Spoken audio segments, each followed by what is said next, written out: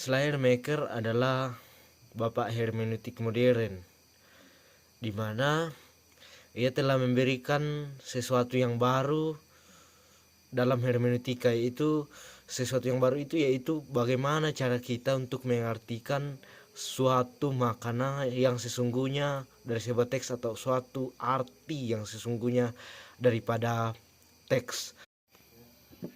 Titik berangkat hermeneutik Schleiermacher adalah kesalahpahaman. Menurutnya, kesalahpahaman itu terjadi apabila kita mementingkan perspektif kita sendiri, sehingga kita kemudian tidak menangkap maksud daripada penulis itu. Kita kemudian tidak bisa mengetahui apa yang mau disampaikan oleh penulis itu, karena yang kita pentingkan adalah perspektif kita sendiri. Kesalahpahaman ini terjadi apabila kita telah menaruh suatu prasangka-prasangka terhadap sebuah teks-teks. Nah, itu adalah titik berangkat daripada hermeneutika Schleiermacher. Nah, untuk memahami maksud penulis, Schleiermacher kemudian memberikan dan menyelesaikan dua kesenjangan. Yang pertama itu kesenjangan bahasa, di mana kita harus mengerti bahasa dan konteks penulisan di mana teks itu ditulis, konteks daripada bahasa itu di mana teks itu ditulis, dan kemungkinan-kemungkinan yang sekaitan dengan bahasa dalam teks itu. Nah, kemudian yang kedua adalah kesenjangan si pemikir atau kesenjangan si penutur. Maksudnya apa? Maksudnya adalah bahwa kita mesti tahu apa yang dimaksudkan, apa yang dipikirkan, apa yang dimaksudkan oleh si penutur atau si penulis. Kemudian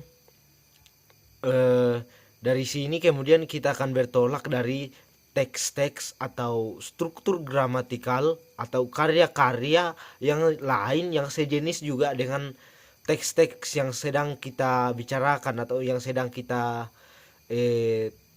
mau cari maknanya begitu. Kita harus cari teks-teks yang sama gramatikalnya dengan itu atau yang sama tata bahasanya dengan itu. Kemudian kalau kita ingin bertolak ke sisi pemikiran si penulis itu, maka kita mesti mencari tahu keadaan psikologi atau kita mesti tahu keadaan psikologi daripada si penutur. Nah, keadaan psikologi yang dimaksud di sini bukan keadaan psikologi secara emosi, tapi keadaan psikologi penulis itu secara pikirannya.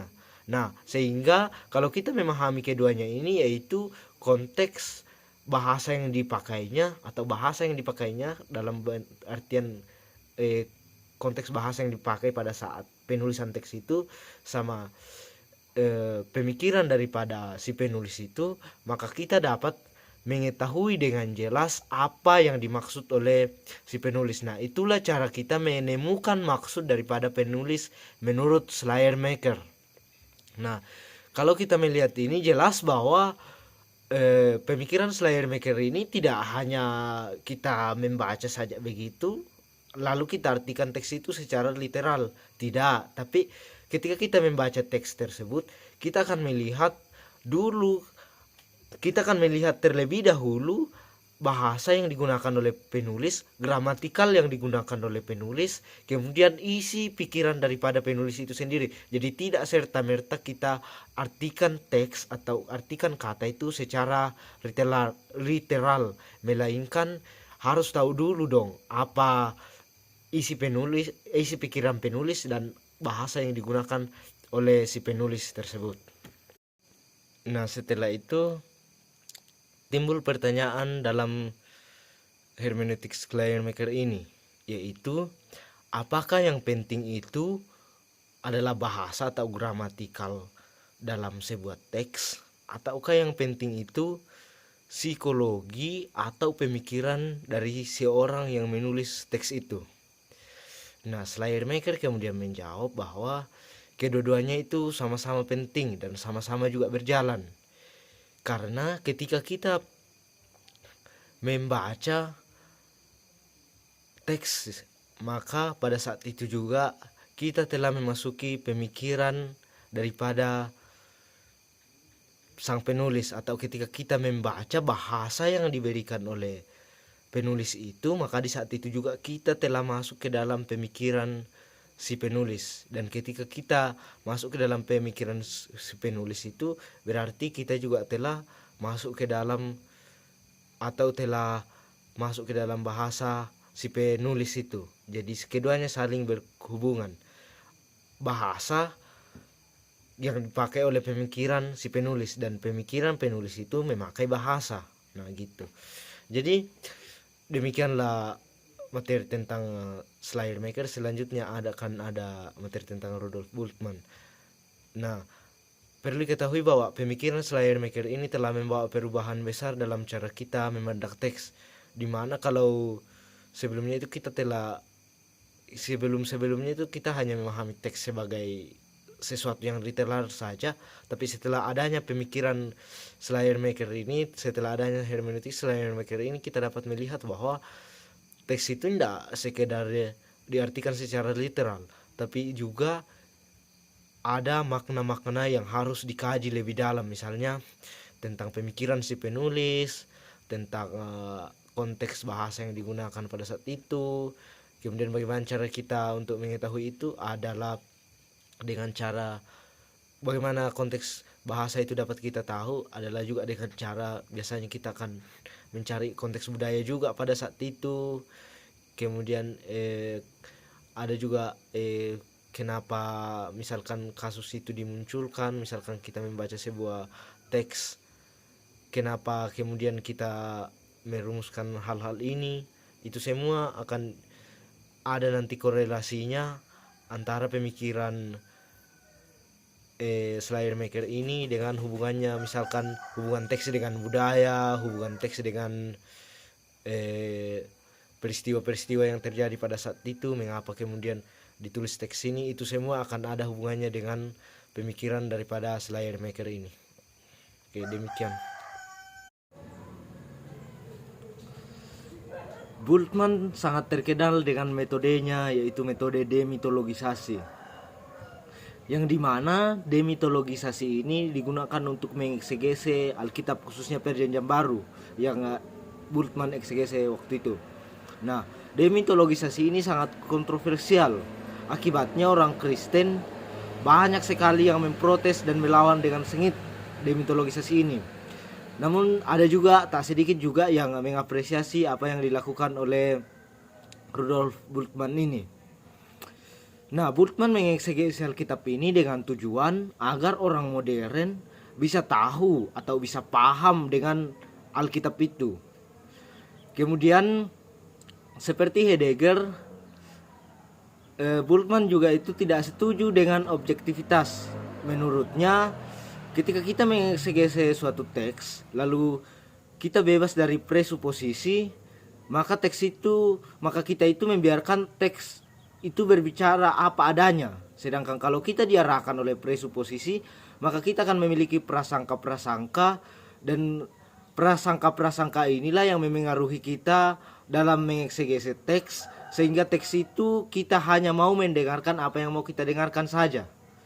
Nah, selain presuposisi dogmatis, ada juga presuposisi epistemis yang Bultmann membaginya menjadi dua. Yang pertama yaitu persoalan di mana seorang yang akan mengeksegese teks ini mempersoalkan tentang latar belakang mengapa dia ingin mengeksegese teks tersebut.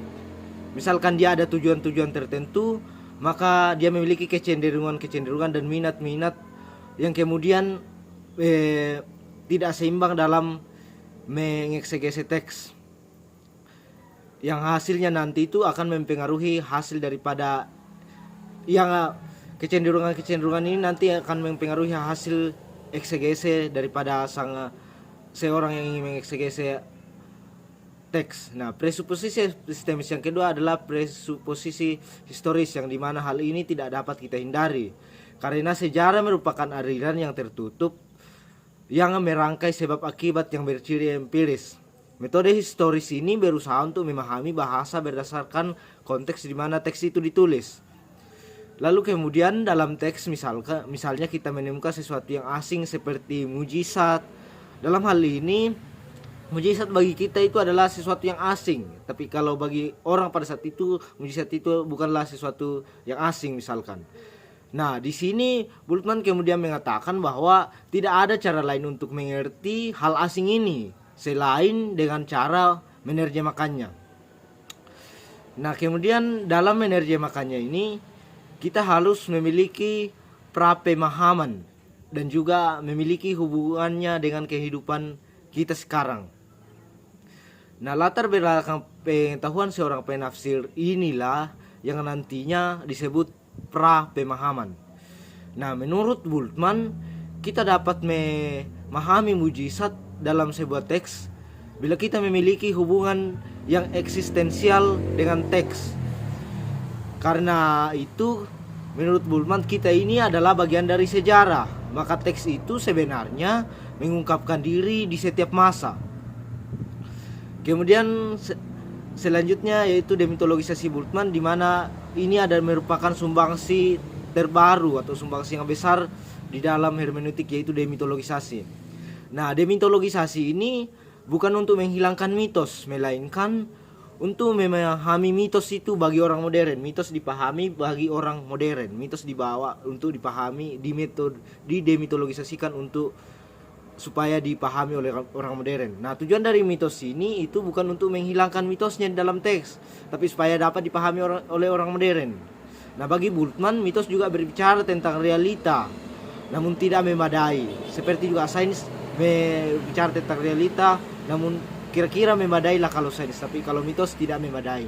Nah, ada perbedaan demitologisasi yang dilakukan oleh sains dan juga yang dilakukan oleh Bultmann. Bagi sains, mitos dianggap sebagai suatu fiksi belaka, sedangkan bagi Bultmann, mitos harus diinterpretasikan supaya manusia modern dapat mengerti tentang mitos, sebab mitos memiliki dasar eksistensi manusia dan kita adalah manusia yang hidup di dalam sejarah. Nah, dengan demikian kita dapat mengerti mitos itu setelah kita demitologisasikan, seperti yang dikatakan oleh Bultmann. Nah, sekian, terima kasih.